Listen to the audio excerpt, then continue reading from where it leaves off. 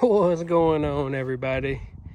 If you watched the previous video before this one, you can probably tell that we're still at the same spot.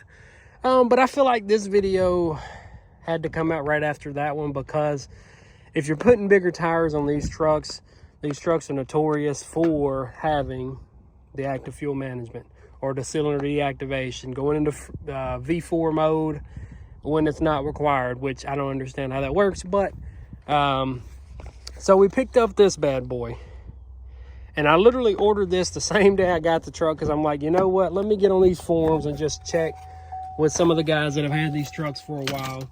And 95% of them say get the AFM DFM disabler. So I found this one online. It was like 50 bucks. I know you can get like the range technology, I believe, or something like that, and they're like 100 and some change. If I can get something that does the same exact thing, I'm not paying for the name. I'm sorry. It's just not worth it. That's just like a Denali. I'd never buy a brand new Denali truck. This one here, being that it's a little bit older, that's why we got it. But this here, that's all it is. For me, it's going to be a little weird, because the guy that had this truck previously had a...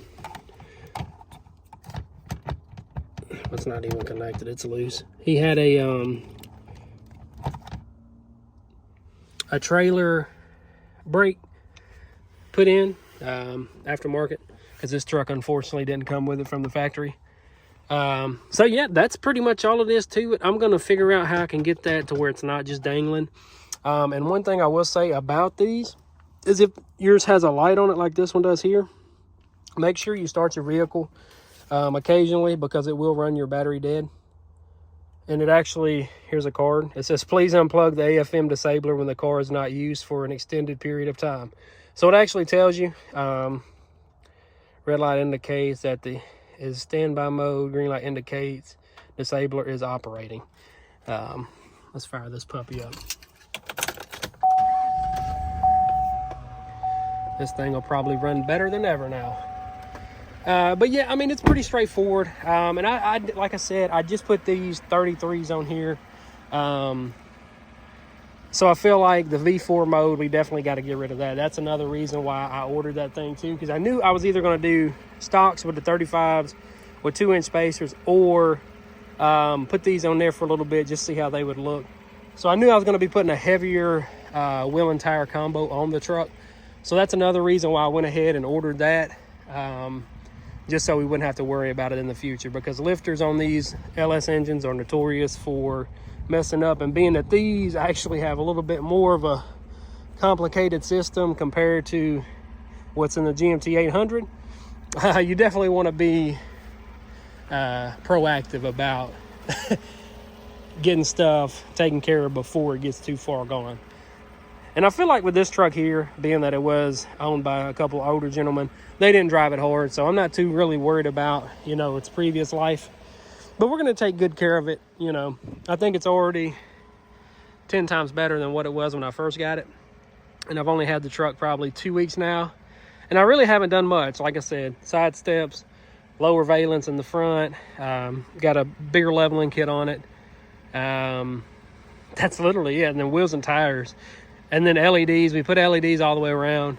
And I actually figured out why the fog lights are acting up. It's the fuse and the fuse box. I think it's not making a good connection to the fuse box itself. So when I get home, I'm gonna get some grease that's for electrical, and see if that helps it. If not, we might just be screwed for a little bit. I don't know, until I figure out how I can resolve it. Because I was able to wiggle the fuse and it actually came on. So I'm thinking it's just got a little bit of buildup inside the little connection where the fuse goes down into the block itself. That's what I'm hoping for. But yeah, I mean, that's literally all it is to the AFM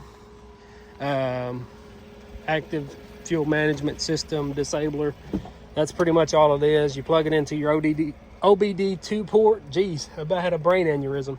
That's all you got to do is plug it in there and forget about it. Well, unless you don't drive your vehicle like I don't. I mean, I drive them on the weekends. That's just about it. So for me, unplugging it on the weekend, Sundays, will probably be a good idea for me. But for somebody that drives it daily, you know, as long as you got a good battery, I think you'll be all right. But like I said, for an extended period of time that the vehicle's not being moved, definitely unplug it. But yeah, that's going to do it for this one. Like I said, this video is going to be pretty short, pretty self-explanatory, pretty straightforward mod. And I'm sure people that have these trucks already know about it and probably already has one hooked up. But for the people that's just picking these trucks up like me, go ahead and get you one. Like I said, I'm going to leave a link in the description. Like I said, this one here is a lot cheaper than some of the ones that I have seen. This one ran me, like I said, about 50 bucks. Straight off of Amazon. But I'm gonna go ahead and end the video here, and I'll leave a link in the description for the disabler. That way if somebody wants to pick it up. If any of you guys have any questions on anything that I've done to the truck so far, just go ahead and drop a comment, and I'll see you guys in the next one. Peace.